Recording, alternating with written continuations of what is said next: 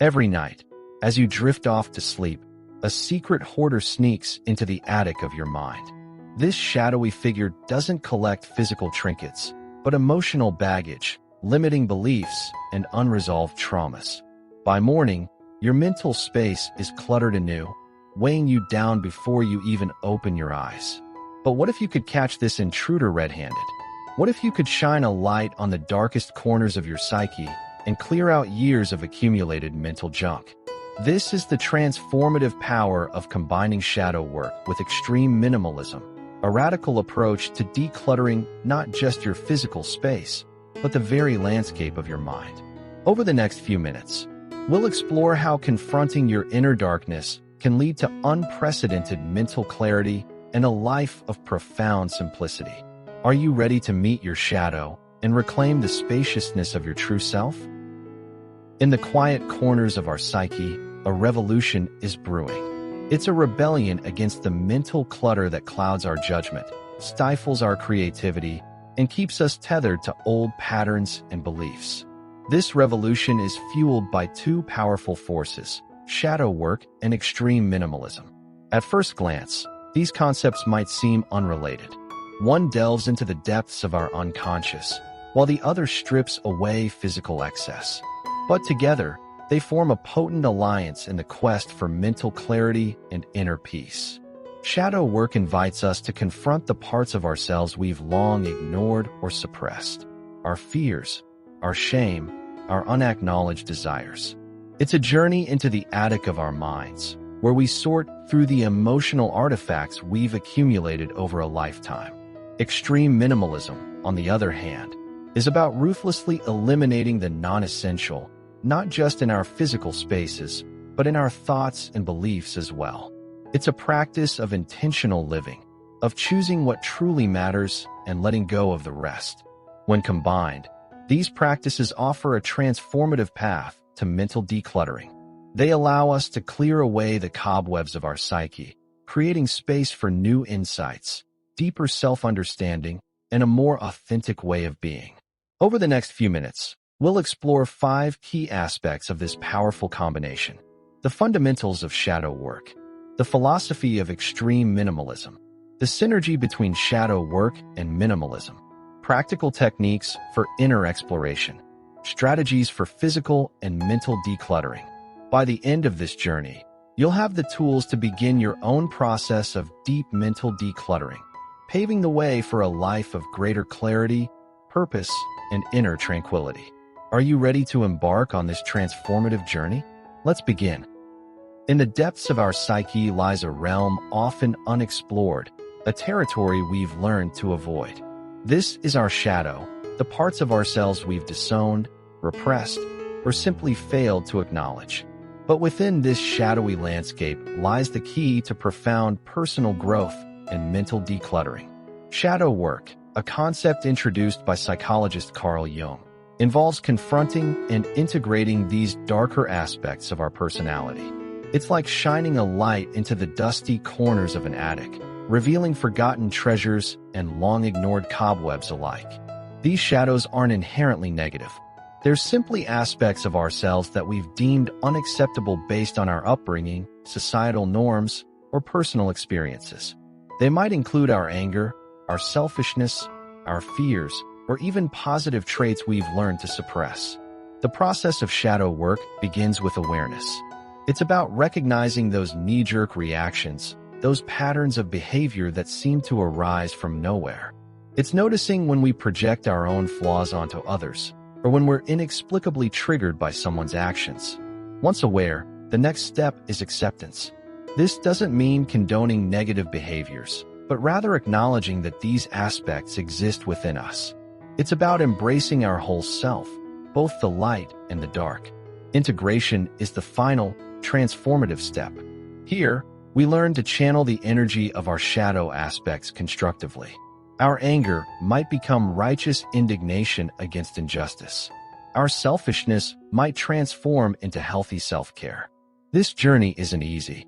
It requires courage to face parts of ourselves we've long avoided. But the rewards are immense. As we integrate our shadow, we free up mental energy previously spent on repression, We gain a deeper understanding of ourselves and others, fostering greater empathy and connection. In the context of mental decluttering, shadow work is like clearing out the basement of your mind. It creates space for new growth, new perspectives, and a more authentic way of being. It's a crucial step in the journey towards extreme minimalism of the mind. Extreme minimalism is the art of radical reduction, a philosophy that challenges us to strip away the non-essential and live with only what truly matters. It's a practice that goes beyond decluttering your closet. It's about decluttering your entire life. At its core, extreme minimalism asks a profound question. What do you truly need to live a fulfilling life? The answer, for many practitioners, is far less than we might imagine. This philosophy isn't about deprivation, but about intentionality. It's about curating your life with the same care an artist might use to compose a masterpiece. Every possession, every commitment, every thought is carefully evaluated for its true value and impact on your life. Extreme minimalists might live with less than 100 possessions. They might inhabit tiny homes or embrace nomadic lifestyles. But the physical manifestation is just the tip of the iceberg. The real power of extreme minimalism lies in its ability to foster mental clarity. When we shed physical clutter, we often find we're shedding mental clutter as well. Without the constant distraction of excess possessions and commitments, our minds become clearer, more focused. We gain the mental space to pursue what truly matters to us. This is where extreme minimalism intersects beautifully with shadow work. Both practices are about stripping away the unnecessary to reveal our true selves. Just as shadow work invites us to confront and integrate the hidden aspects of our psyche, extreme minimalism challenges us to confront our attachments and let go of what no longer serves us. In both practices, we often discover that what we thought we needed was actually holding us back. The possessions we clung to for security, the behaviors we used as crutches, the beliefs we held without questioning. All of these can be obstacles to our growth and clarity. By embracing extreme minimalism alongside shadow work, we create a powerful synergy. We're not just clearing our physical spaces, but our mental and emotional spaces as well. We're creating room for new insights, new experiences, and a deeper connection with our authentic selves. This journey isn't always easy. It requires courage to let go, to sit with the discomfort of empty spaces, both in our homes and in our minds. But the rewards are profound. A life of greater intention, deeper meaning, and crystal clear focus on what truly matters. Our homes are not just collections of objects. They're reflections of our inner landscape. The possessions we accumulate often carry emotional weight, serving as tangible reminders of past experiences, unfulfilled desires, or even buried traumas. Understanding this connection is key to unlocking the full potential of both shadow work and extreme minimalism. Think of a dress you haven't worn in years. Perhaps it reminds you of a painful breakup or a time in your life when you felt insecure. Holding onto that dress isn't just about hoarding fabric. It's about clinging to an emotional echo. Similarly, consider a collection of knickknacks gathered over time. Each item might represent a fleeting moment of joy or a desire to impress others. But collectively, they can become a burden, a constant reminder of what you have, rather than what you truly need. This is where shadow work intersects with extreme minimalism. As we confront and integrate our shadow aspects, we often gain a clearer understanding of why we cling to certain possessions. We might discover that our hoarding tendencies stem from a fear of scarcity, or that our impulse purchases are a way to self-soothe. By addressing these underlying emotional issues, we can begin to streamline our possessions with greater intention and ease. Letting go of that old dress becomes less about discarding fabric and more about releasing the emotional baggage it carries. The process of decluttering can then become a form of active shadow work, a way to physically manifest our inner healing. As we release possessions that no longer serve us, we create space for new energy, new opportunities, and a more authentic expression of ourselves. This isn't about forcing yourself to get rid of everything you own. It's about cultivating a mindful relationship with your possessions, asking yourself what purpose each item serves in your life, and whether it truly brings you joy and value. By recognizing our possessions as emotional echoes, we can transform the act of decluttering from a chore into a powerful tool for self-discovery and personal growth. It's about creating a home that not only looks simpler, but feels lighter, more peaceful, and more aligned with our true selves. It's a journey of mindful minimalism. Embarking on shadow work can feel daunting, like stepping into an unfamiliar, dimly lit room. But with the right tools and techniques, we can illuminate our inner landscape and begin the transformative journey of self-discovery. Here are some practical tips to help you start your shadow work practice. Journaling. This is perhaps the most powerful tool in shadow work. Set aside time each day to write freely, without judgment. Pay attention to recurring themes, strong emotional reactions, or thoughts you try to push away. These are often clues pointing to shadow aspects. Try prompt-based journaling. What parts of myself do I hide from others? What traits in others trigger strong reactions in me? What childhood experiences still affect me today? Meditation. Regular meditation practice can help you observe your thoughts and emotions without getting caught up in them. This cultivates the awareness necessary for shadow work. Start with a simple mindfulness meditation. Sit comfortably and focus on your breath. When thoughts arise, acknowledge them without judgment and return to your breath. Over time, you may notice patterns in the thoughts that distract you. Dream analysis. Our dreams often provide a direct line to our subconscious.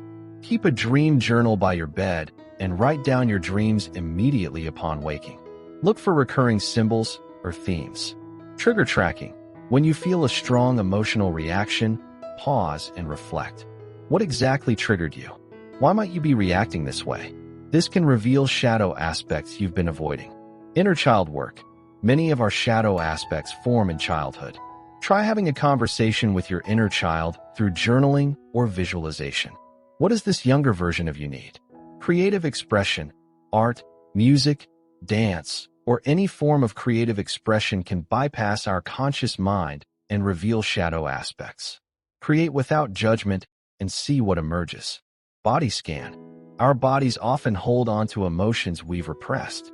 Regular body scans can help you become aware of where you're holding tension and what emotions might be associated with it. Remember, shadow work is a journey, not a destination. Be patient and gentle with yourself as you explore these techniques. It's natural to feel resistance or discomfort. These are often signs that you're on the right track, approaching important shadow material.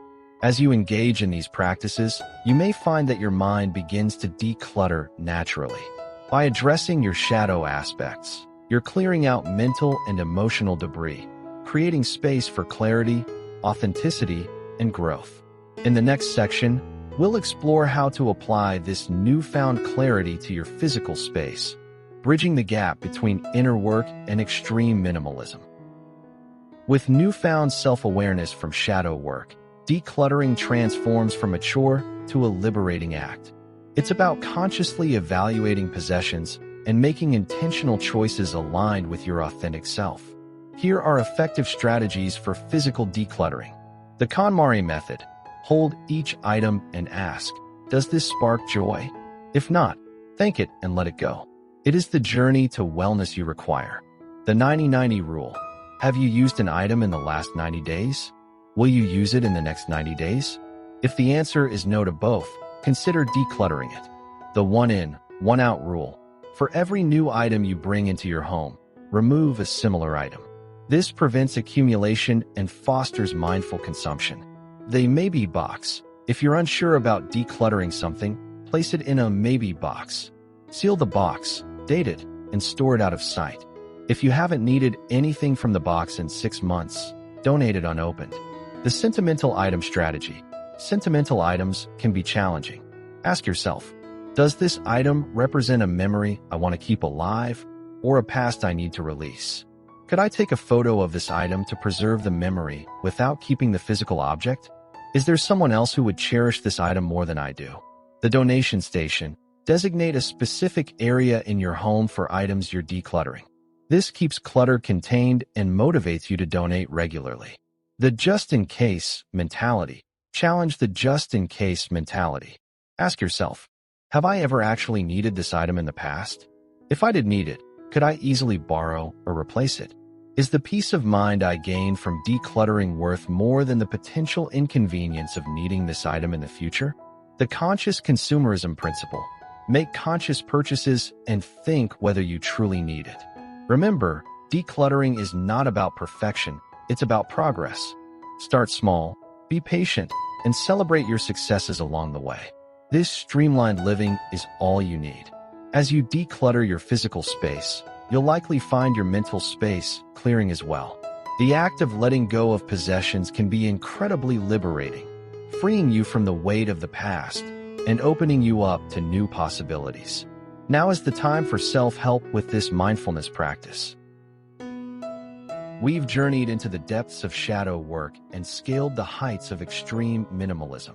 And while these practices may seem challenging, they offer a profound path toward a more fulfilled and focused life. Remember, decluttering the mind isn't a one-time event, but an ongoing practice. It's about cultivating awareness, embracing authenticity, and making conscious choices that align with your values. By integrating your shadow, you unlock hidden potential and gain a deeper understanding of yourself and others. By embracing extreme minimalism, you free up mental and physical space for what truly matters. This journey is not about perfection, but about progress. Every small step you take towards self-discovery and intentional living is a victory. Embrace the power of simplicity and the freedom that comes with it. Now, we want to hear from you. How has decluttering, whether physical, mental, or emotional, impacted your life?